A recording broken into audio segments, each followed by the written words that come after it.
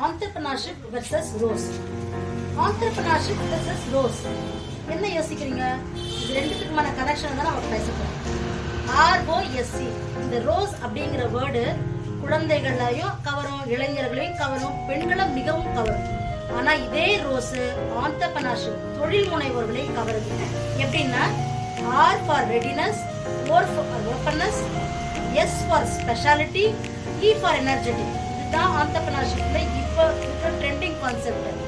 R for readiness, தொழில்ல யாரெல்லாம் ரெடியா இருக்காங்க, எந்த நேரத்துலையும் எப்பவும் நாட் ஒன்லி ஆர்டர் கஸ்டமர்ஸ்ல இருந்து கஸ்டமர் ப்ராடக்ட் டெலிவரி வரைக்கும் ரெடினஸோட இருக்கிறாங்களோ அவங்களுக்கு வந்து success next level.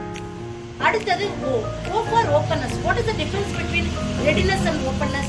Business accept பண்ணிட்டு அடுத்த கட்டத்துக்கு கொண்டு போறது ரெடினஸ். ஓப்பன்னஸ் அப்படின்னா என்னன்னா எப்பயுமே பிசினஸ்ல ஒரு டிரான்ஸ்பரன்சி இருக்கும். அந்த டிரான்ஸ்பரன்சி தான் ஓப்பன்னஸ் சொல்றோம். அந்த ஓப்பன்னஸ் இருக்கக்கூடிய எல்லா பிசினஸுமே ஃபார் எக்ஸாம்பிள் அது எங்க ரா மெட்டீரியல் ஆரம்பிச்சு எப்படி டெலிவரி ஆகுதுன்னு நம்ம சொல்றோம்ல, அதுக்கு பேர் தான் சப்ளை செயின். இந்த சப்ளை செயின்ல இருக்கக்கூடிய ஓப்பன்னஸ் அந்த பிசினஸ ரொம்ப அழகா ஸ்கேல் அப் பண்ணும், வளர்த்து விடும். மூணாவது வந்து பாத்தீங்கன்னா எஸ் ஃபார் வெரி ஸ்பெஷல். நாம எப்பயுமே நம்மளோட ப்ராடக்ட், நம்மளோட பிசினஸ், அந்த பிசினஸோட பிராண்ட் ஐடென்டிட்டி எல்லாமே ஒரு ஸ்பெஷலா இருக்கும். அப்படி ஸ்பெஷலா இருக்கும் பொழுது அது பிசினஸ நெக்ஸ்ட் லெவலுக்கு கொண்டு போகும். நாலாவது எனர்ஜெட்டிக்.